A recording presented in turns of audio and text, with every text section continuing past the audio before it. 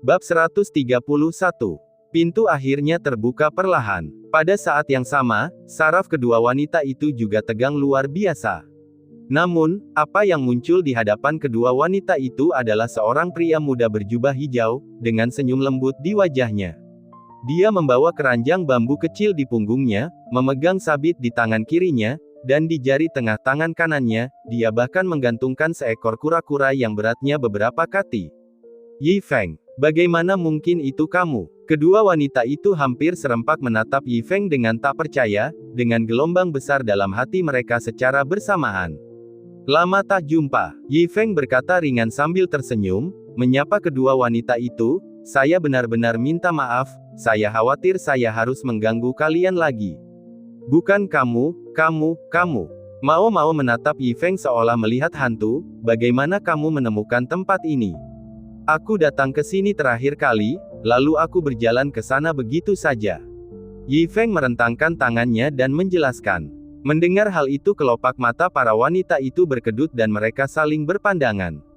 Baru saja berjalan, apakah mereka benar-benar mengira formasi yang mereka buat di sini hanya untuk pertunjukan?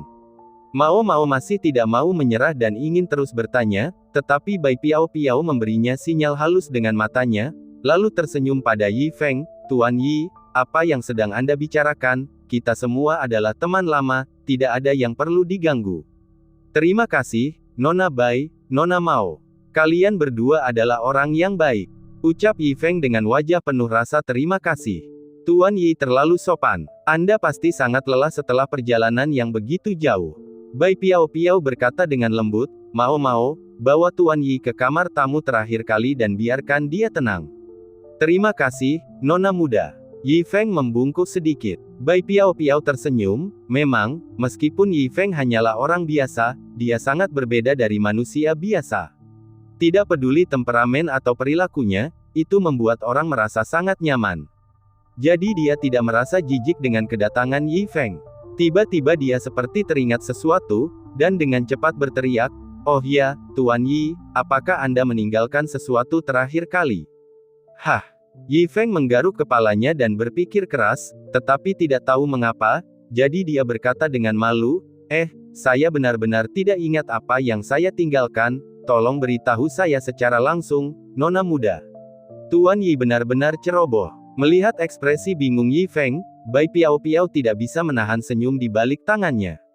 Pada saat yang sama, dia mengambil mimpi kamar merah dari Qin dan menyerahkannya. Buku ini seharusnya sangat penting bagi Tuan Yi, kan? Oh, jadi ini. Yi Feng tiba-tiba tersadar. Ia pikir itu adalah sesuatu yang lain. Ternyata itu adalah buku rusak ini. Kemudian ia tersenyum dan berkata, benda ini tidak ada apa-apanya. Jika hilang, ya hilang saja. Jika Nona muda menyukainya, aku akan memberikannya kepadamu. Mendengar ini, wajah Bai Piao masih tersenyum, tetapi alisnya berkerut tak kentara. Bagaimana bisa Tuan Yi bersikap acuh tak acuh terhadap buku ini? Dia mengangkat wajah cantiknya dan bertanya dengan lembut. Itu hanya sebuah buku, tidak perlu terlalu menghargainya. Yi Feng berkata acuh tak acuh sambil tertawa. Bagaimanapun, buku ini ditulis olehnya, dan dia masih memiliki setumpuk buku yang belum terjual di rumah. Dia menggunakannya untuk menopang tempat tidurnya atau membersihkan pantatnya. Sepertinya saya salah paham. Mata Bai Piao menunjukkan sedikit kekecewaan. Ketika dia melihat Yi Feng meninggalkan buku ini terakhir kali, dia mengira Yi Feng juga seorang pecinta buku dan penggemar setia buku ini. Namun sekarang tampaknya tidak demikian. Kalau tidak, dia pasti akan memperlakukan buku ini sebagai harta karun. Tuan Yi, silakan pergi istirahat dulu, kata Bai Piao lembut. Kalau begitu, saya permisi dulu. Yi Feng mengangguk dan mengikuti Mao ke kamar tamu. Setelah duduk, Mao hendak pergi, tetapi dia tidak dapat menahan diri untuk tidak berbalik dan bertanya, apakah kamu benar-benar baru saja masuk seperti ini? Nona, apa yang Anda bicarakan? Saya tidak bisa terbang, bukan? Yi Feng menatapnya dengan bingung. Mao menggaruk kepalanya yang besar, menatap Yi Feng dengan curiga lagi, lalu berlari cepat. Nona, saya sudah menenangkannya. Mao kembali untuk melapor. Oke, Bai Piao mengangguk, lalu bergumam, mungkinkah ada yang salah dengan formasi kita? Itu juga yang kupikirkan. Mau setuju, kalau tidak, dengan formasi yang diaktifkan, bahkan Kaisar bela diri tidak dapat menemukan keberadaan kita. Sungguh tidak dapat dipercaya bahwa orang biasa seperti dia dapat menemukan tempat ini. Kalau begitu, cepat periksa. Bai Piao Piao memberi perintah, jika memang ada masalah dengan formasi, perbaiki secepatnya. Ya, Nona. Tubuh Mau melesat pergi dan jatuh ke halaman. Akan tetapi, dia baru saja keluar sebentar, lalu berlari kembali dengan panik dan terengah-engah. Melihat ini, Bai Piao Piao mengerutkan kening, dan buru-buru menghampiri untuk bertanya, Mau, apa yang terjadi? Bab 132. Nona, Mau terengah-engah dan menepuk dada kecilnya sambil berkata, formasi pertempuran kita berjalan normal, tidak ada masalah sama sekali. Apa? Mendengar ini, Bai Piao Piao, yang baru saja duduk, tidak dapat menahan diri untuk berdiri karena terkejut. Bibir merahnya sedikit terbuka, dengan ketidakpercayaan mewarnai matanya. Nona, cepatlah dan cari tahu apa yang terjadi. Mau berkata dengan cemas, jelas tidak ada masalah dengan formasi itu, jadi bagaimana orang biasa bisa masuk? Bai Piao Piao mengernyitkan alis indahnya, dan untuk sesaat tidak dapat memberikan penjelasan yang masuk akal. Nona, aku akan menangkap orang biasa itu dan memukulinya dengan keras untuk memaksanya menjelaskan.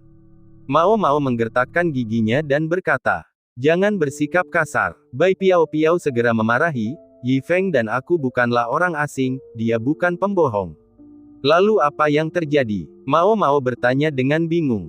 Bai Piao Piao menggelengkan kepalanya. Dia juga tidak dapat memahaminya dan sangat bingung. Di dalam ruangan, setelah tenang, Yi Feng membawa seember air dan menuangkan sebungkus bubuk obat. Bubuk itu tidak banyak berpengaruh, hanya memiliki efek membersihkan dan sedikit harum.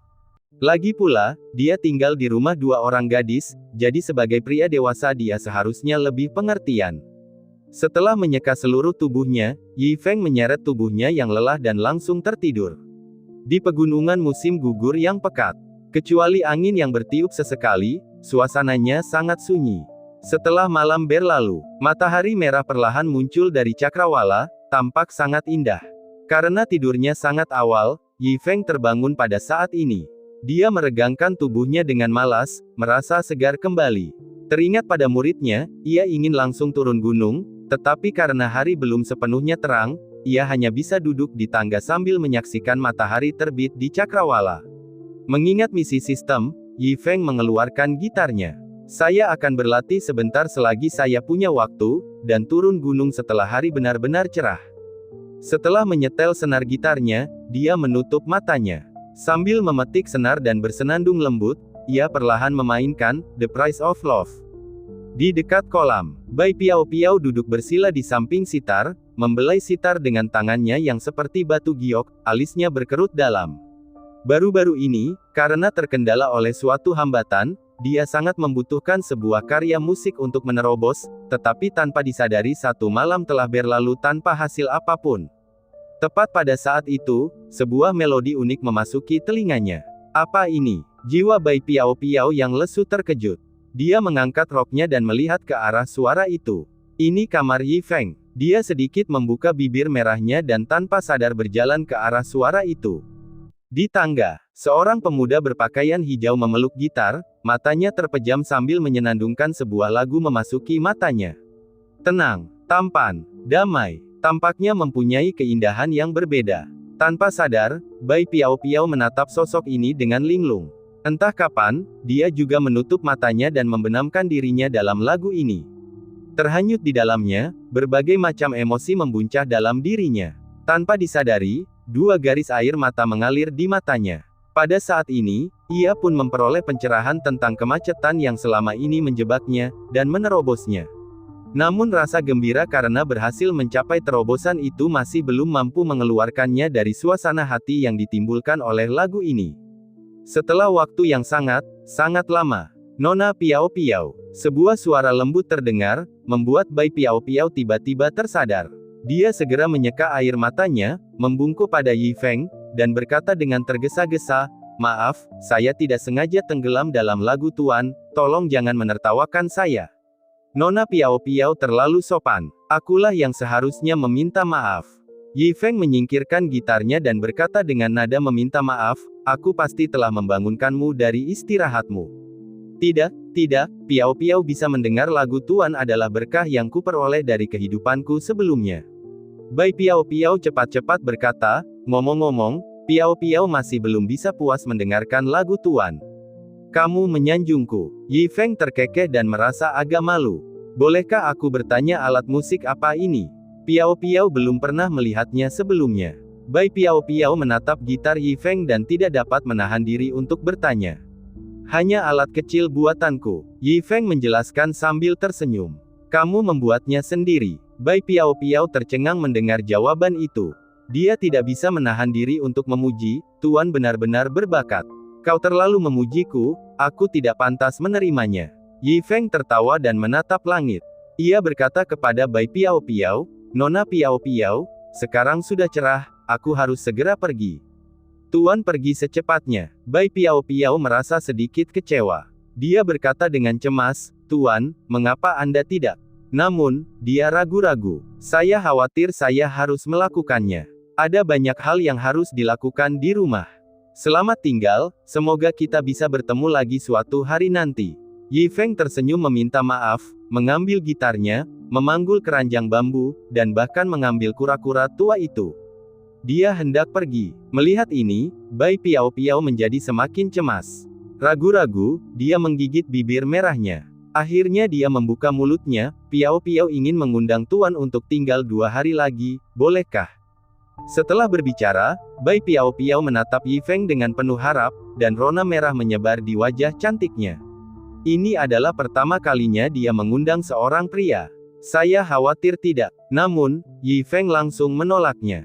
Setelah berbicara, Yi Feng dengan penuh penyesalan melangkah besar menuruni gunung, karena pikirannya tertuju pada luka Dingking. Bai Piao Piao terdiam membeku di tempat. Persis seperti itu. Di bab 133. Melihat kepergian Yi Feng, Bai Piao Piao menatapnya lama. Ada kebencian yang tertinggal di matanya yang tidak kunjung hilang. Dia tidak pernah menyangka kalau pengalaman pertamanya mengajak seorang laki-laki akan berakhir dengan kegagalan seperti ini. Perasaan ini sungguh tidak menyenangkan. Tetapi saudara Yi Feng, kau, namun, Bai Piao Piao tiba-tiba tersenyum, bergumam, kau sungguh menarik. Begitu Yi Feng menghilang dari pandangan, Bai Piao Piao akhirnya berbalik dan memasuki kamar tamu di belakangnya. Lagi pula, Mao Mao masih beristirahat di dalam. Karena dia ada di sini, dia mungkin juga merapikan kamar. Ruangan itu telah dibersihkan dengan sangat teliti. Bahkan lebih bersih daripada saat Yi Feng tinggal di sini.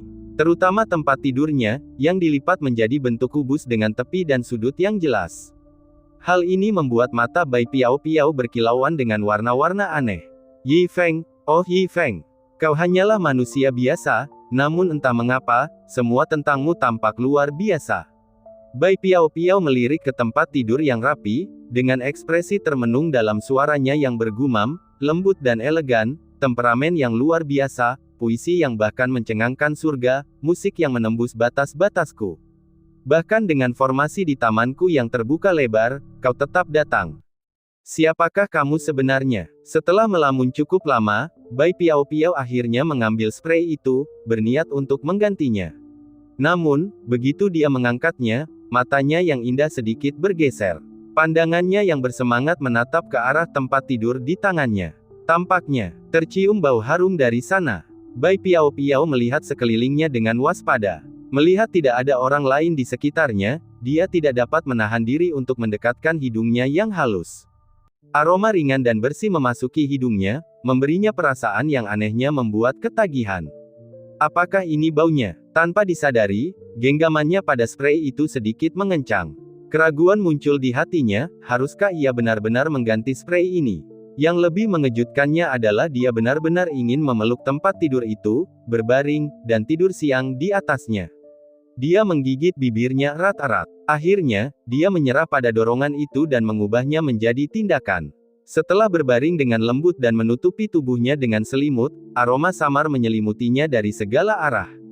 Bai Piao Piao merasakan kenyamanan yang belum pernah terjadi sebelumnya, bahkan menjadi agak mengantuk.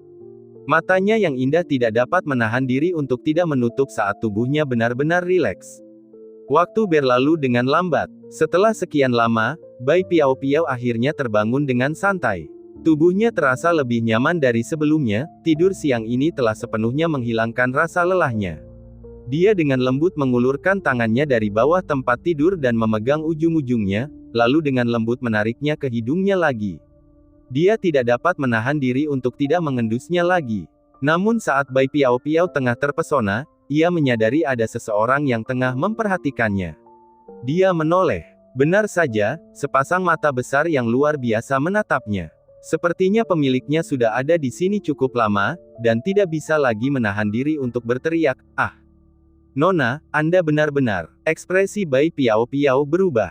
Tubuhnya bersinar dan dia keluar dari tempat tidur, langsung muncul di samping Mao Mao. Tangan gioknya menutupi mulut kecil Mao Mao. "Nona, lepaskan aku." Mao Mao melepaskan diri dan menunjuk ke ranjang kayu di dekatnya, sambil terus berteriak, "Kamu ternyata tidur di ranjang yang sama dengan Yi Feng." Tidak. Wajah Bai Piao Piao memerah saat dia buru-buru menyangkalnya. Dia tidak pernah membayangkan kejadian memalukan seperti itu akan disaksikan oleh orang lain. Tetap saja bilang tidak, aku baru saja melihat semuanya. Tetapi Mao Mao tetap tidak percaya, terus berteriak keras meskipun mulutnya ditutup. "Anda." Wajah Bai Piao Piao menjadi gelap saat dia dengan lembut memarahi, "Berhenti bicara. Tidak, aku harus mengatakannya. Aku baru saja melihatmu tidur di ranjang Yi Feng, lalu menyangkalnya." Mao Mao bersikeras. "Anda." Bai Piao Piao sangat malu hingga dia berharap tanah akan menelannya. Dengan tatapan tajam, dia menamparkan bagian belakang leher Mao Mao, membuatnya langsung pingsan. Melihat ini, Bai Piao Piao akhirnya menghela napas lega dan duduk kembali. Ia menyentuh pipinya sendiri yang panas, mendapati pipinya memerah sampai ke leher. Mengingat kejadian memalukan ini, ia merasa sangat malu. Yi Feng bergegas menuruni gunung, khawatir dengan luka-luka Zongqing. Setelah sang guru pergi, perguruan bela diri yang dulu ramai itu menjadi jauh lebih sunyi dan dingin. Anjing Aoking tergeletak di lantai sambil menguap karena bosan. "Set, anak anjing kecil, kemarilah." Tiba-tiba, terdengar peluit lembut, disertai suara main-main yang mencapai telinganya. Dalam sekejap, bulu Aoking berdiri tegak. Jantungnya berdegup kencang saat tubuhnya yang terlentang melompat, anggota tubuhnya gemetar tak terkendali. Ketakutan, keringat dingin membasahi sekujur tubuhnya. Perlahan, dia melihat ke arah penutup lubang gat di belakangnya. "Skeleton Lord, apakah kau memanggilku untuk sesuatu?" Aoking tergagap. Bab 134. Saudara kerangka. Sebuah suara marah terdengar dari bawah penutup lubang gat. Mendengar ini, Aoking segera mengubah ucapannya, Bro, skeleton bro, kamu sangat tampan dan riang, aku salah bicara tadi. Salahku. Oh, aku tidak menyangka anjing sepertimu begitu bijaksana." Suara puas terdengar dari bawah penutup lubang gat. Mata Aoking berbinar saat ia menyadari bagaimana cara bergaul dengan skeleton bro. Ia terus menjilat, "Skeleton bro, kau menyanjungku. Aku sama sekali tidak bijaksana, aku hanya mengatakan hal yang sudah jelas. Sebenarnya, bahkan sebelum kamu keluar, aku sudah tertarik dengan sikapmu yang mengesankan." Oh, seperti yang diduga, hanya dengan beberapa patah kata, Aoking berhasil menarik perhatian skeleton. Skeleton berkata dengan bersemangat, "Teruskan, ceritakan padaku bagaimana aku bisa menarik perhatianmu." Aoking menyeringai lebar. Dengan mata menyipit, dia berkata, "Dulu aku bertanya-tanya, monster tak tertandingi macam apa yang bisa memiliki sikap yang begitu mengesankan. Dan setelah kau muncul, akhirnya aku mengerti pepatah, perasaan dari jauh tidak dapat dibandingkan dengan melihatnya dari dekat. Terutama temperamenmu yang unik dan sikapmu yang fleksibel. Kamu benar-benar membuat mataku terpesona." Sejak hari itu, ekspresi wajah Aoking berubah tulus dan penuh kekaguman. "Sejak saat itu, aku diam-diam bersumpah untuk menjadi seseorang sepertimu, bro. Benar sekali, tidak ada yang lebih mengerti aku daripada kamu." Suara skeleton yang bersemangat terdengar dari bawah. Dia memuji dengan keras, "Anggaplah kami sebagai saudara angkat mulai sekarang. Jika kamu butuh sesuatu, beritahu aku. Aku akan menjagamu." "Tentu saja, terima kasih, bro." Aoking mengibaskan ekornya dengan penuh semangat. "Anak pintar, cepat, bantu aku memindahkan penutup lubang gat ini." Seseorang akan segera muncul. Karena pemiliknya sedang pergi, aku akan membawamu untuk membuat masalah. Suara penuh harap itu terdengar lagi dari bawah. Segera, bro. Anjing itu tidak berani menunda. Ia buru-buru membuka penutup lubang gat. Kepala kerangka menyembul keluar. Saat tengkorak itu muncul, tulang-tulang beterbangan dari seluruh ruangan di sekitarnya, berkumpul menjadi kerangka utuh. Namun saat selesai dirakit, benda itu hancur berantakan dan berserakan di tanah. Sial, di mana tulang belakangku? Tengkorak di tanah mengumpat dengan keras. Bro, sepertinya pemiliknya mengambil ruas tulang lehermu untuk dijadikan tali jemuran. Tunggu sebentar, aku akan mengambilnya untukmu. Sambil mengibaskan ekornya, Aoking berlari ke pintu dan membawa ruas tulang itu kembali. Kerja bagus, aku tahu aku melihat potensi dalam dirimu.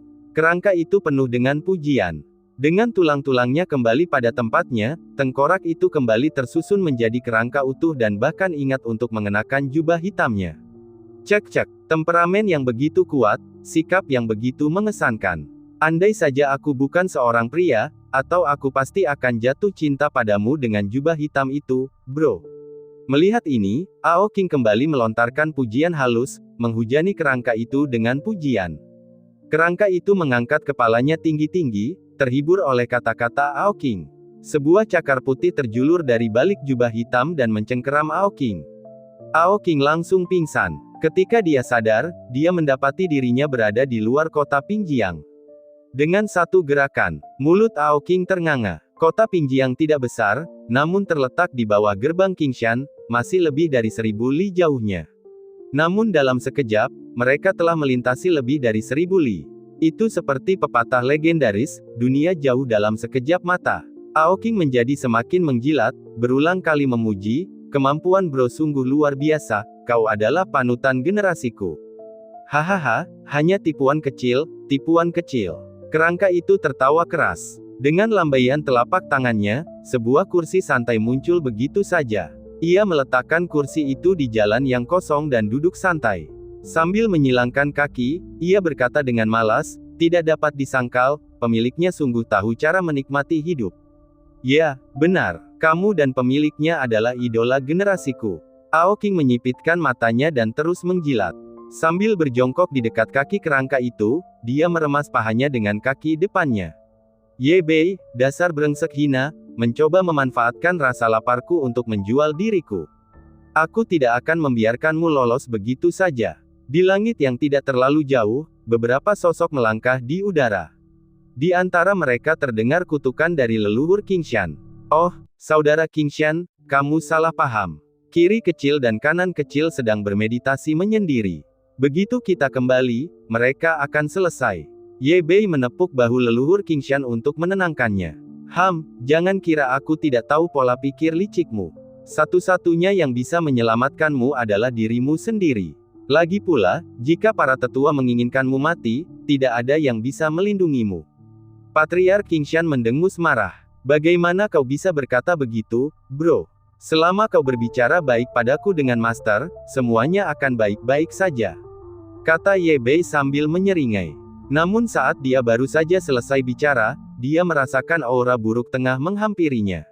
Dalam sekejap, ia kehilangan kendali atas tubuhnya sendiri, tak berdaya seperti perahu kecil di tengah badai. Bab 135. Pada saat yang sama, gaya ini menariknya ke tanah. Wajah Ye Bei berubah drastis. Sebelum dia bisa bereaksi, terdengar suara ledakan saat dia jatuh ke tanah. Saat dia berusaha memanjat, dia tiba-tiba melihat kursi D di jalan terdekat. Di atas kursi itu berbaring sosok berjubah hitam, kakinya disilangkan dengan acuh tak acuh. Di sampingnya duduk seekor anjing yang tampak sombong, bukan, Aoking si binatang buas. Siapa kamu? Sambil memegangi dadanya, Ye Bei mengerutkan kening pada sosok berpakaian hitam itu, tetapi tidak dapat memahami apapun. Lelaki berpakaian hitam itu sama sekali mengabaikannya, terus bersandar di kursi seolah sedang berjemur di bawah sinar matahari, tanpa meliriknya sedikit pun.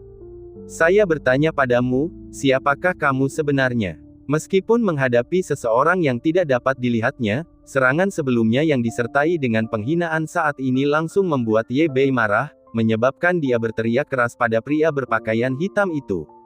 Tetapi baru saja Ye Bei berbicara, pria berjubah hitam yang duduk di kursi D tiba-tiba berdiri dengan kasar.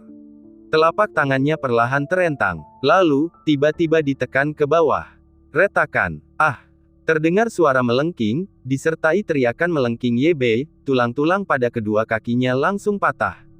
Ledakan. Dengan tulang kakinya yang hancur, Ye Bei, yang baru saja berdiri, langsung jatuh berlutut, matanya kini dipenuhi rasa takut yang mendalam saat dia menatap tajam ke arah pria berjubah hitam di depannya. Apakah kamu mengakui kesalahanmu? Akhirnya, suara dingin keluar dari balik jubah hitam. Ye Bei menggertakkan giginya dengan keras kepala, wajahnya penuh dengan keengganan. Rasa sakit yang hebat juga menyebabkan butiran keringat dingin mengalir di dahinya. Namun, keraguannya sesaat langsung menyebabkan pria berjubah hitam itu menghilang. Saat Ye Bei tersadar, pria itu sudah berdiri tepat di depannya. Sebuah telapak tangan mendarat tepat di leher Ye Bei, mengangkatnya. Saya akan bertanya sekali lagi, apakah kamu mengakui kesalahanmu? Suara dingin itu terdengar lagi dari balik jubah hitam. Aku mengakui kesalahanku. Kali ini, Ye Bei tidak berani ragu sedikit pun, mengucapkan kata-kata itu dengan tergesa-gesa dari tenggorokannya. Ledakan. Ye Bei jatuh terduduk. Namun, saat dia mengangkat kepalanya, dia menyadari bahwa pria berjubah hitam itu entah bagaimana telah kembali ke kursi geladak. Pemandangan ini membuat Ye Bei sangat takut hingga jantungnya hampir melompat keluar dari dadanya. Kekuatan pria berjubah hitam ini membuatnya merasa sangat putus asa. Bahkan dengan statusnya sebagai Martial Emperor, dia bahkan tidak bisa menangkap bayangan pria ini. Siapakah dia? Kenapa dia menghalangi jalannya ke sini? Tanpa sengaja, dia menundukkan pendiriannya dan bertanya lagi dengan hormat, "Beranikah aku bertanya, Senior, apakah aku secara tidak sengaja telah menyinggung perasaanmu dengan cara tertentu, sehingga menyebabkan Senior menghalangi jalanku ke sini?" "Anda tidak menyinggung perasaan saya," kata pria berjubah hitam itu. Hal ini membuat Ye Bei sangat bingung, namun sebelum dia bisa berbicara, pria berjubah hitam itu menambahkan dengan berat, "Tapi kau telah menyinggung tuanku." "Tuanmu?" Perkataan pria berjubah hitam itu membingungkan Ye Bei saat itu. Berhubungan dengan makhluk seperti lelaki berjubah hitam saja sudah cukup sulit baginya, apalagi dengan tuannya yang pasti jauh lebih kuat. Dia mungkin belum pernah melihat orang seperti itu sebelumnya. "Senior, mungkinkah Anda membuat kesalahan?" Ye Bei bertanya dengan hati-hati. Namun dia baru saja selesai bicara ketika dia menyadari sesuatu, dan dia berteriak, Kau dari Akademi Bela Diri." Sosok berjubah hitam itu tidak berbicara, tampaknya menuruti perintahnya. Melihat ini, Ye Bei menelan ludah, dahinya basah oleh keringat dingin. Dia tidak pernah dapat membayangkan bahwa lelaki berjubah hitam yang menakutkan ini benar-benar datang dari Akademi Bela Diri, dan dari perkataannya, bahkan tampak seperti pelayan Yi Feng. Jika seorang pelayan saja memiliki begitu banyak kemampuan yang tidak dapat dipahami, seberapa kuatkah Yi Feng? Meneguk. Dia menelan ludah lagi, wajahnya pucat pasi. Tampaknya pelat besi ini bahkan lebih keras dari yang ia bayangkan. Pada saat ini, Patriark Qingshan dan yang lainnya yang bepergian dengan Ye Bei juga bergegas. Setelah mendengar percakapan antara keduanya, mereka ketakutan dan melompat. Menguasai. Sejak kapan dia punya pembantu yang begitu kuat? Namun, ketika Patriark Qingshan melihat Ao Qing di samping pria berjubah hitam, dia memastikan bahwa pria ini memang dari Akademi Seni Bela Diri. Lagi pula, anjing, serigala ini hampir membuat guru terbunuh ketika dia menerima mereka sebagai tamu. Tanpa sepatah kata pun, Patriark Qingshan memimpin semua orang untuk berlutut di tanah, tidak berani mengatakan apapun. "Tahukah kau bahwa tindakanmu membuat onar di Akademi Bela Diri terakhir kali sangat tidak menyenangkan tuanku?" Kata suara dingin dari balik jubah hitam itu. Mendengar ini, Ye Bei bergidik. Dia buru-buru bersujud, membenturkan kepalanya dengan keras ke tanah, sambil menjelaskan dengan tergesa-gesa, "Senior, terakhir kali aku buta dan ceroboh, aku Ye Bei juga buta. Aku dengan sungguh-sungguh memohon Senior untuk mengampuni nyawaku." Sambil memohon belas kasihan, dia terus memberi isyarat kepada Patriark Qingshan dengan matanya. Namun Patriark Qingshan dengan arogan memalingkan wajahnya, pura-pura tidak peduli. Anak nakal, pertama-tama kau membuatku dalam masalah, sekarang kau ingin aku membelamu setelah membuat senior marah. Teruslah bermimpi. Tetua, mengapa tidak mengatakan sesuatu atas namanya? Lagi pula dia adalah saudara iparku sekarang. Di sampingnya, Zhu Yun bergumam dengan hati-hati. Tentu saja aku akan melakukannya. Patriark Qingshan menamparkan wajahnya. Bab 136. Zhu Yun memeluk wajahnya, tidak berani mengatakan sepatah kata pun. Untuk sesaat, suasana di lapangan menjadi aneh, dan hanya suara permohonan Ye Bei yang terdengar di seluruh tempat. Mungkin Ye Bei sendiri juga orang yang sombong. Tetapi ketika level pihak lain melampaui terlalu banyak, bahkan kesombongan Ye Bei pun tidak ada lagi. Karena kesombongan seekor semut tidak layak disebut sama sekali. Memperbaiki kesalahan haruslah dengan ketulusan, bukan? Pada saat ini, pria berjubah hitam akhirnya berbicara. Ya. Ye Bei seperti meraih sedotan penyelamat, menggoyangkan telapak tangannya untuk melepaskan cincin penyimpanannya, lalu mengeluarkan semua yang ada di dalamnya. Ada beberapa harta karun seperti seni bela diri, latihan, tingkat raja, dan tingkat kaisar. Namun, lelaki berjubah hitam itu berkata dengan nada meremehkan, hanya itu. Ketika mendengar ini, Ye Bei hampir menangis. Sialan, sial, ini semua kekayaan bersihnya. Namun demi bertahan hidup, dia tetap bertanya sambil tersenyum, senior, apalagi yang kamu inginkan? Lupakan sampah tingkat kaisar dan tingkat leluhur itu, bagaimana dengan harta langka seperti harta spiritual? Kau harus mendapatkan setidaknya 800 keping, kan? Kata pria berjubah hitam itu dengan dingin. 800 harta spiritual. Mata Ye Bei tiba-tiba melotot. Dia hampir pingsan. Harta karun spiritual bukanlah harta karun yang dibuat secara artifisial, tetapi merupakan harta bawaan. Tidak ada klasifikasi tingkatan yang jelas.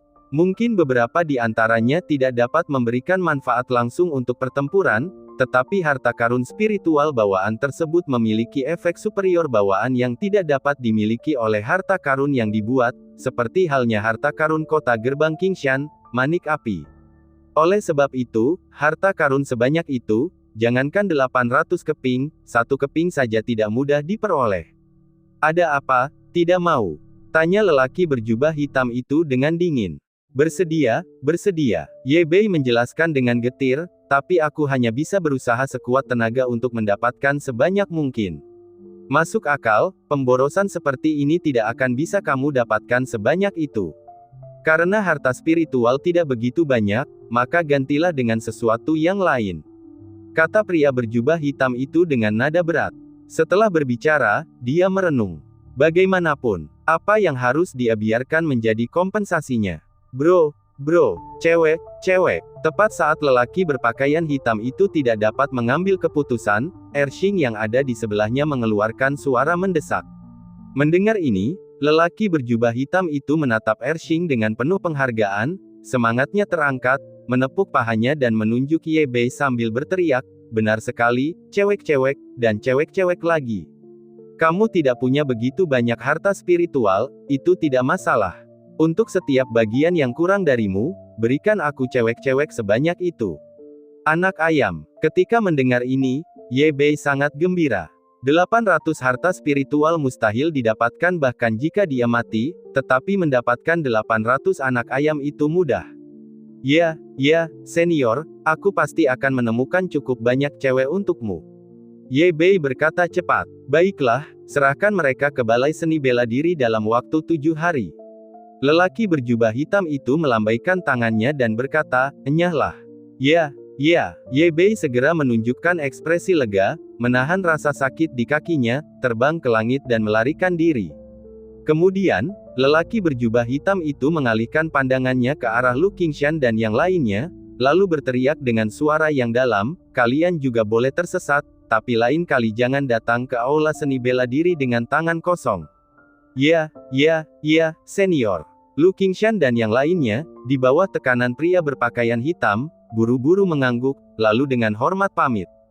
Tidak jauh di tepi langit, seberkas cahaya melintas cepat. Sialan Lu Qingshan, aku, Lu Daseng, alkemis nomor 1 Disa Selatan, terkurung di gerbang Qingshan. Ini tak tertahankan. Jika aku tidak membutuhkanmu untuk membawaku mencari manik api, aku akan menghancurkan gerbang Qingshanmu. Tetapi sebelum itu, aku harus meninggalkan kota ini terlebih dahulu untuk mencari bahan obat lainnya. Lu Dasheng terbang makin cepat di angkasa. Tepat pada saat itu, kecepatannya tiba-tiba menurun saat dia melihat ke cakrawala yang jauh. Ada fluktuasi yang ditinggalkan oleh beberapa aura di sana. Aura ini tampaknya sangat kuat. Biar aku periksa dulu. Dengan mengatakan itu, sosoknya bergerak dan terbang menuju ke arah di mana fluktuasi aura berada. Bab 137. Tepat saat dia hendak mendekat, bola matanya melotot, dan dia begitu ketakutan hingga hampir meledak. Seolah-olah dia melihat sesuatu yang mengerikan, keringat dingin mengalir di sekujur tubuhnya. Tubuhnya membentuk lengkungan sempurna di udara, mengerahkan kecepatan tak tertandingi saat ia melesat menuju kejauhan. Namun, dia baru saja terlempar setengah zang ketika dia tiba-tiba menggigil, dan pada saat itu sebuah gaya bekerja pada tubuhnya, menariknya kembali. Ledakan. Dia menghantam tanah dengan keras. Pada saat ini, Lu Dasheng merasa ingin mati. Dia benar-benar telah menghadapi keberadaan yang mengerikan ini lagi. Namun, dia tidak berani mengeluh sedikit pun di dalam hatinya. Dia merangkak dengan senyum minta maaf dan berkata, "Senior, sungguh kebetulan, kita bertemu lagi." "Kamu lagi?" Sebuah suara suram datang dari balik jubah hitam itu, jelas-jelas mengenali Lu Dasheng juga. Ya, ini aku." Lu Dasheng menyeka keringat dinginnya dan tergagap. "Kau benar-benar punya nyali." Suara di balik jubah hitam itu tenggelam, dan saat suaranya jatuh, rasa tekanan yang sangat kuat langsung menyerang Lu Dasheng, dan berkata dengan dingin, "Sepertinya pelajaran yang kuberikan padamu terakhir kali tidak cukup." Mendengar ini, Lu Dasheng menggigil ketakutan. Setelah sadar kembali, dia melambaikan tangannya dan memohon, Senior, kamu salah paham. Aku benar-benar melewatinya kali ini. Apakah kamu percaya padanya?" Si jubah hitam memandang anjing di kakinya. Anjing itu menggelengkan kepalanya kuat-kuat. "Lalu bagaimana kita menghadapinya?" tanya si jubah hitam lagi. "Ketulusan." Anjing itu menyipitkan matanya dan berkata. Pria berjubah hitam itu mengangguk dengan sungguh-sungguh, lalu menatap Lu Dasheng dan berkata dengan berat, "Aku bisa membiarkanmu pergi, itu hanya tergantung pada ketulusanmu." Saya bersedia." Suara Lu Dasheng bergetar saat dia cepat-cepat membuka cincin penyimpanannya dan mengeluarkan setumpuk besar ramuan ajaib. Hanya ini. Mendengar ramuan itu, terdengar suara meremehkan dari balik jubah hitam itu, dan bersamaan dengan itu perasaan tertekan yang lebih kuat pun menimpa Lu Dasheng. Di bawah tekanan yang luar biasa ini, Lu Dasheng merangkak di tanah, ketakutan setengah mati. Dia tidak berani lagi menyembunyikan apapun, dan langsung mengeluarkan cincin penyimpanannya. Dengan merentangkan lengan bajunya, cincin penyimpanan itu jatuh di depan Ao King. "King, lihatlah. Baiklah, saudaraku." Ao King membuka cincin penyimpanan itu, lalu berkata, "Saudaraku, tidak ada yang baik untukmu di sini, tetapi beberapa hal cukup berguna bagiku." "Oh." Jubah hitam itu terkejut, "Kalau begitu, cincin penyimpanan ini milikmu." "Oh, terima kasih saudaraku, engkau sungguh tampan dan berpikiran terbuka, dengan berkah dan kebijaksanaan yang besar, heroik dan luar biasa, dengan umur panjang seperti pegunungan selatan." Si anjing dengan gembira menyimpan cincin penyimpanannya dan terus memuji si jubah hitam. Banjir sanjungan ini membuat lelaki berjubah hitam itu mengangkat kepalanya sedikit. Lalu dengan lambaian telapak tangannya, dia berteriak pada Lu Dasheng, "Enyahlah." Mendengar ini, Lu Dasheng menunjukkan ekspresi lega dan mengucapkan terima kasih sebelum berlari menjauh sambil menyilangkan kaki. "Saudaraku, jubah hitamnya terlihat cukup bagus. Aku rasa jika kamu mengenakan jubah hitam ini, kamu akan menjadi lebih bijak dan heroik." Melihat jubah hitam Lu Dasheng, anjing itu berkata dengan penuh semangat. "Oh." Si jubah hitam menunduk menatap jubah hitamnya sendiri, lalu menatap jubah hitam Lu Dasheng, lalu mengangguk, "Kau benar." Setelah berkata demikian, dia mengulurkan telapak tangannya ke arah Lu Dasheng. Kembali, hal ini membuat Lu Dasheng merasa kasihan. Ia baru saja berlari beberapa langkah dan merasa lega, tetapi cengkeraman ini membuat air matanya mengalir. Ia berlutut di tanah, gemetar, "Senior, apakah Anda punya perintah lain?" "Pakaian, lepaskan," kata lelaki berjubah hitam itu tanpa kompromi. Mata Lu Dasheng terbelalak. "Apa Jubah hitam itu melambaikan telapak tangannya, dan Lu Dasheng hanya merasakan hawa dingin di sekujur tubuhnya. Pakaiannya berkibar-kibar dan sudah berada di tangan jubah hitam itu. Aduh, senior, merampok barang-barangku adalah hal yang wajar, tapi mengapa harus mempermalukanku seperti ini? Akhirnya, keluhan Lu Dasheng pun meledak. Sambil memegang pahanya dengan satu tangan dan menutupi burungnya dengan tangan yang lain, dia menangis dengan keras. Namun, di depannya hanya ada kursi malas kosong. Pria dan serigala itu telah lama menghilang. Menangis. Bencana yang tak terduga, sungguh bencana yang tak terduga. Lu Dasheng menangis. Ia melihat sekeliling lingkungan yang sunyi tanpa sehelai daun pun, lalu tiba-tiba melangkah ke dalam kehampaan. Dengan kecepatan yang belum pernah terjadi sebelumnya, ia bergegas menuju gerbang Qingshan. Pada saat yang sama, Lu Qingshan dan kelompoknya yang bergegas kembali akhirnya kembali ke gerbang Qingshan. Seseorang datang. Zhu Yun tiba-tiba berteriak. Mendengar ini, para leluhur Qingshan segera melihat ke kejauhan. Mereka dapat dengan jelas melihat fluktuasi kuat yang mengalir ke arah gerbang Qingshan dengan kecepatan yang sangat cepat. Serangan musuh. Zhu Yun bertanya dengan gugup. Leluhur Qingshan juga mengerutkan kening.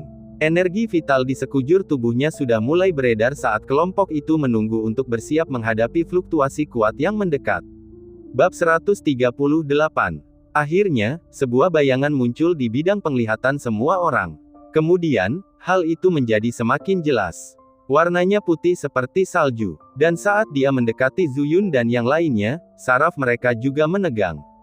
Dengan sikap yang begitu mengesankan saat bergegas menuju gerbang Qingshan, itu tidak lain adalah serangan musuh, jadi mereka bersiap untuk menyerang.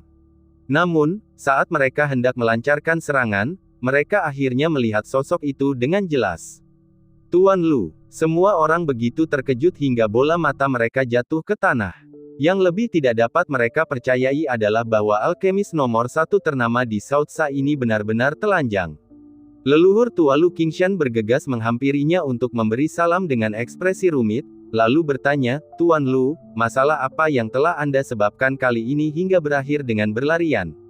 Mendengar ini, Lu Dasheng merasakan suatu rasa manis muncul dalam dadanya, lalu ia telan kembali dengan paksa. Namun baru saja dia menelannya, Zhu Yun yang tumpul menambahkan tusukan dari samping. Tuan Lu, meskipun saya bisa mengerti Anda memiliki hobi ini, ada begitu banyak murid di gerbang Qingshan, sebagian besar adalah perempuan. Ini benar-benar pengaruh yang buruk, dan membawa aib bagi reputasi Anda sebagai alkemis nomor 1 di Sa Selatan. Kata-kata ini masuk ke telinga Lu Dasheng, dan akhirnya dia tidak dapat menahan darah yang baru saja ditelannya, menyemburkannya keluar. Dia menatap Zhu Yun dengan niat membunuh, berubah menjadi seberkas cahaya saat dia melesat kembali ke kediamannya. Apa yang salah kukatakan? Zhu Yun tampak bingung. Tuan Lu biasanya sombong. Kurasa aku terlalu kasar, kata Lu Qingshan sambil mengerutkan kening. Pergilah urus masalah lain dulu. Aku akan pergi melihat bagaimana keadaannya. Setelah itu, Lu Qingshan terbang menuju kediaman Lu Dasheng.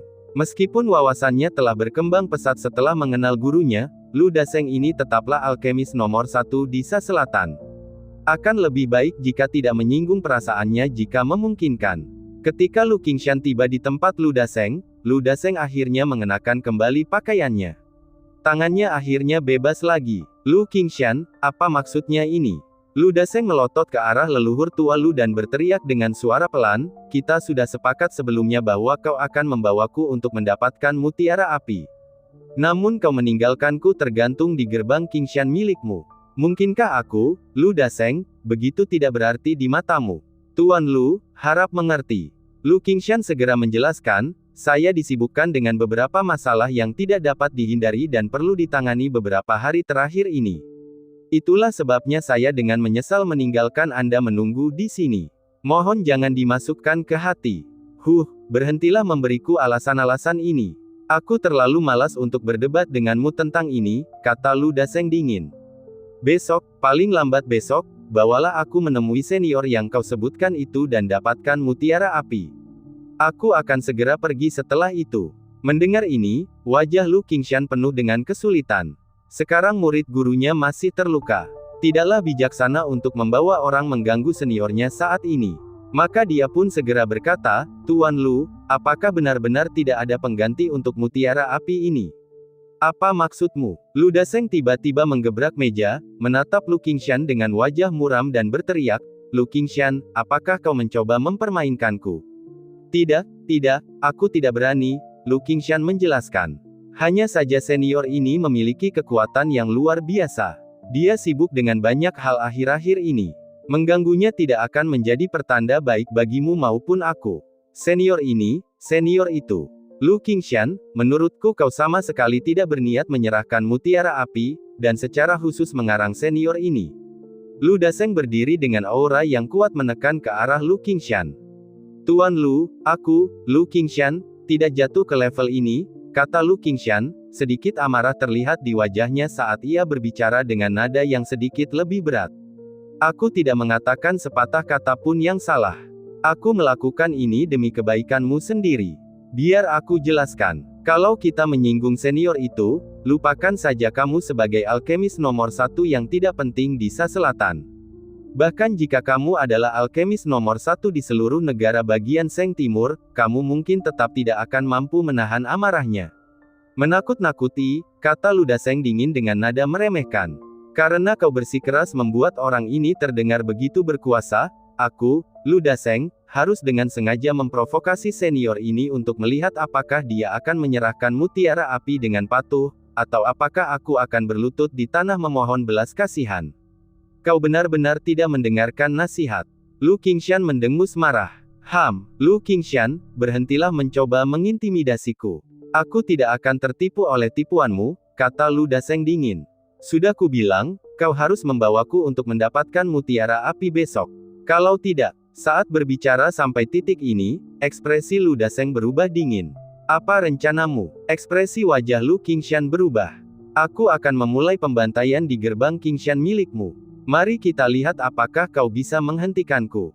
Kata Lu Daseng dengan kejam, mengancam Lu Qingshan secara terbuka. Kau, Lu Qingshan menggertakkan giginya erat-erat, wajahnya pucat. Melihat sikap arogan Lu Daseng, dia ingin sekali membunuhnya. Namun demi kehidupan para pengikut gerbang Qingshan, dia hanya bisa menundukkan kepalanya dengan berat hati. Baiklah, aku akan mengajakmu ke sana besok. Saya hanya berharap kamu tidak menyesalinya nanti. Setelah berkata demikian, Lu Qingshan dengan marah menjentikkan lengan bajunya dan pergi. Menyesal, Lu Daseng tertawa dingin, sambil mengangkat sudut mulutnya dengan nada menghina.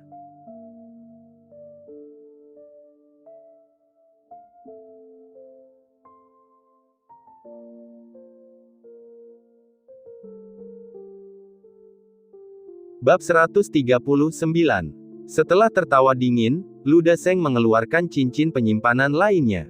Fiuh, untungnya aku tidak membawa cincin penyimpanan ini. Dia menghela napas lega saat mengenakan kembali cincin penyimpanan itu di jarinya. Meskipun cincin penyimpanan yang diambil oleh lelaki berjubah hitam itu juga sangat penting, namun cincin itu tidak ada apa-apanya dibandingkan dengan cincin ini, karena semua hartanya tersimpan di dalamnya. Pegunungan Mukokusen. Di kaki gunung, sekelompok besar pengikut sekte Wujian dan anggota keluarga Li telah berkumpul, membentuk pengepungan besar saat mereka berbaris tertib ke pegunungan. Sementara itu, Li Jiahui, Su Mozu dan lainnya berdiri di udara. Aku bilang padamu, jika tas itu tidak ditemukan, aku akan meminta pertanggungjawabanmu, kata Li Jiahui tegas kepada Li Renghao di sampingnya. Mengenai hal ini, bahkan terhadap keponakan kesayangannya yang biasanya dia manja, Li Jiahui tidak menunjukkan sedikit pun kebaikan.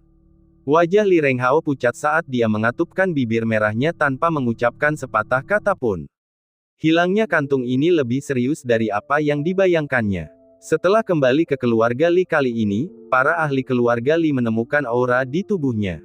Di bawah pengaruh aura ini, bahkan fisiknya telah berubah. Namun, dia baru memakai kantung itu kurang dari 2 hari sebelum kehilangannya. Jika dia memakainya dalam waktu lama, siapa tahu berapa banyak manfaat yang bisa dia dapatkan. Jadi ketika berita ini keluar, seluruh keluarga Li dan sekte Wujian meledak. Selain para pengikut dalam sekte tersebut, sekte Wujian memanggil semua pengikut luar secepat mungkin, mengirim mereka semua kembali ke Gunung Mukokusen, hanya untuk menemukan satu kantong ini. Para penguasa keluarga Li pun bergegas keluar tanpa terkecuali. Jadi pada saat ini, selain Li Jiahui, Su Mozu dan yang lainnya, seluruh langit dipenuhi oleh sosok-sosok yang lewat. Dengarkan baik-baik. Baik kalian murid sekte ujian maupun anggota keluarga Li, selama kalian memberikan kontribusi selama pencarian tas itu, kalian semua akan menerima dukungan penuh dari keluarga Li dan sekte ujian. Kalian dapat memilih tetua manapun sebagai guru kalian. Orang yang menemukan kantung itu secara langsung akan diberi gelar murid kehormatan, dan dapat memilih pemimpin sekte atau pemimpin keluarga Li sebagai guru. Suara Su Mozu bergemuruh di langit. Ya, suara-suara merdu mengguncang hutan. Sekte ujian sudah menjadi salah satu sekte teratas di Sa Selatan, jauh lebih kuat dari sekte Qingshan. Dengan tambahan para master keluarga Li, jajaran ini sungguh mengerikan. Bagian tertentu dari pegunungan Mukokusen. Ini adalah wilayah yang bersebelahan dengan wilayah Bogu. Sebagai pemimpin wilayah ini, Raja Iblis Pencabut Api memegang otoritas penuh di sini. Pada saat itu, dua manusia sedang berlutut dan gemetar di depannya. Yang Maha Mulia Raja, ampuni kami. Kedua manusia itu memohon agar nyawa mereka diselamatkan karena ketakutan. Raja Iblis Penjambret Api mendengus dingin. Dengan lambaian telapak tangannya, dia merenggut kepala kedua orang itu, melahapnya sekaligus, seolah-olah sedang memakan semangka. Kedua kepala manusia itu langsung berubah menjadi tulang putih dan dibuang begitu saja olehnya. Ke arah dia melemparkannya, sebuah gunung kecil telah terbentuk dari tengkorak-tengkorak yang terkumpul. Menyegarkan, Raja Iblis Perampas Api menjulurkan lidahnya, memperlihatkan ekspresi puas. Raja Iblis, berita buruk, berita buruk. Tepat pada saat itu, seekor iblis kecil bergegas menghampiri dengan cemas dan berkata, sesuatu telah terjadi. 15 binatang roh lainnya di wilayah kita telah mati, dan 3 raja iblis lainnya juga menunjukkan gejala. Aku khawatir mereka akan segera mati juga. Apa? Raja Iblis Perampas Api langsung murka. Sejak beberapa hari yang lalu, beberapa iblis kecil di wilayah kekuasaannya tiba-tiba melemah seluruhnya, disertai ketidakmampuan menggunakan kekuatan iblis, dan akhirnya mati perlahan-lahan. Saat itu, dia tidak terlalu peduli. Lagi pula, dengan begitu banyak binatang buas di wilayah itu, beberapa insiden sesekali adalah hal yang biasa. Namun, dia tidak pernah menyangka bahwa bukan hanya binatang buas yang terpengaruh, bahkan Raja Iblis bawahannya pun dalam masalah. Apa sebenarnya yang terjadi? Apakah ini terjadi di wilayah lain? Raja Iblis Penjambret Api bertanya dengan suara berat. Tunggu yang mulia, hamba akan segera mengutus seseorang untuk memeriksa wilayah lainnya, kata setan kecil itu cepat. Tetapi sebelum dia bisa berbalik, beberapa suara arogan terdengar dari luar.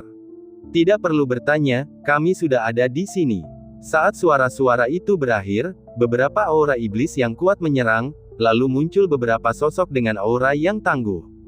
Jadi, Raja Iblis lainnya. Apa yang sebenarnya terjadi? Raja Iblis Perampas Api buru-buru menyambut mereka dan bertanya dengan suara yang dalam. Kami datang khusus untuk mencarimu, kata salah satu dari mereka, Raja Iblis Canggeng. Apa yang terjadi di wilayahmu juga terjadi di wilayah kami. Beberapa wilayah bahkan mengalami kerugian lebih besar daripada milikmu. Jadi, kami berkumpul untuk berdiskusi dan mencari tahu apa yang harus dilakukan terkait hal ini. Apa itu terjadi di daerahmu juga? Alis Raja Iblis Perampas Api berkerut dalam. Jika situasi aneh ini terjadi di semua wilayah, maka masalah ini sungguh sangat mengerikan untuk direnungkan secara matang. Bab 140. Jadi, apakah kau sudah menemukan akar permasalahannya? Apa sebenarnya yang menyebabkan hal ini? Tanya Raja Iblis Perebut Api lagi. Seharusnya ada yang salah dengan sumber airnya, kata Raja Iblis Sungai Oblivion lainnya. Semua binatang iblis yang minum dari mata air pegunungan, tanpa kecuali, telah mengalami situasi ini. Sumber air. Bagaimana mungkin ada yang salah dengan sumber air? Raja Iblis Perebut Api menjadi lebih serius. Meskipun mereka telah berkultivasi menjadi iblis, mereka tetap tidak dapat hidup tanpa air. Sesuatu yang salah dengan sumber air sama saja dengan menghancurkan akar mereka. Begitu ya, ini ada hubungannya dengan wilayah Bogu. Pada titik ini, pupil mata Raja Iblis Sungai terlupakan mengecil saat dia berkata dengan serius, sejak sesuatu terjadi di wilayah Bogu, gunung ini menjadi gelisah. Tapi bukankah kita dan semua iblis di seluruh Dewan Iblis mengeluarkan perintah untuk membunuh di tempat? Mungkinkah masalah di tempat Bogu masih belum beres? Raja Iblis Perebut Api bertanya lagi. Pertanyaannya langsung disambut dengan gelengan mata dari Raja Iblis lainnya. Kau benar-benar ketinggalan berita. Wilayah kekuasaan Bogu, selain beberapa iblis yang lebih rendah, telah menjadi tanah mati. Bogu tidak hanya menghilang, bahkan 18 penguasa iblisnya telah menghilang tanpa jejak. Namun menurut berita yang dibawa kembali oleh penguasa iblis di wilayah kita, 18 penguasa iblis itu kemungkinan besar telah terbunuh, bahkan mungkin tanpa kesempatan untuk melawan. Raja Iblis Matahari yang mengalir lainnya mengerutkan kening dan berkata dengan sungguh-sungguh. Apa? Raja Iblis Perebut Api sangat terkejut, tanpa sadar keringat dingin keluar dari punggungnya. Dia sama sekali tidak menyangka kalau wilayah kekuasaan Bogu yang bersebelahan dengannya akan dihabisi begitu saja tanpa alasan yang jelas. Mungkinkah manusia telah bergerak melawan kita? Raja Iblis Perebut Api menelan ludah dan bertanya dengan berani. Tidak mungkin. Raja Iblis Matahari yang mengalir menggelengkan kepalanya, perang besar antara ras iblis dan manusia telah berhenti selama bertahun-tahun. Kami juga telah lama membuat kesepakatan untuk mengurus urusan kami sendiri. Meskipun biasanya ada beberapa gesekan kecil, dan manusia selalu ingin memusnahkan kami, mereka sama sekali tidak punya nyali untuk benar-benar melakukannya. Lagi pula, jika perang sungguhan terjadi, manusia sama sekali tidak akan sanggup menanggung akibatnya. Dan jika masalah ini benar-benar dilakukan oleh manusia, dan mereka memusnahkan wilayah Raja Iblis di siang bolong, niscaya itu sama saja dengan menyatakan perang terhadap seluruh alam iblis selatan kita. Jadi mereka pasti tidak berani. Mendengar ini, semua Raja Iblis mengangguk. Lagi pula, tidak ada seorang pun yang berani memprovokasi masalah yang menyangkut perang ras. Bahkan ketika mereka, sebagai Raja Iblis, ingin mengumpulkan kepala untuk menyembah gigi mereka, mereka hanya berani mencuri beberapa kepala dari desa manusia, sama sekali tidak berani melancarkan serangan berskala besar. Namun tepat pada saat itu, seekor iblis kecil dari wilayah Flame Seizing dengan tergesa-gesa berguling 2 kali di tanah saat ia menyerbu. Tuanku, ada kabar buruk. Pasukan manusia yang besar telah muncul di wilayah kita, dan ada juga banyak Master Roh dan Raja Roh manusia di langit. Apa? Berita yang dibawa oleh iblis kecil itu sangat menggemparkan seluruh Raja Iblis yang hadir. Saat mereka masih tak percaya, beberapa setan kecil lainnya buru-buru berlari mendekat dan buru-buru melaporkan sedang berlutut di tanah. Laporkan, Raja Iblis Changgen, sejumlah besar pengikut sekte manusia juga telah ditemukan di wilayah kita. Laporkan, Raja Iblis Matahari yang mengalir, murid-murid sekte manusia juga telah muncul di wilayah kita, mungkin lebih dari 100.000, tidak hanya roh iblis manusia dan raja-raja iblis, pihak kita juga telah menemukan fluktuasi kekuatan Kaisar Roh.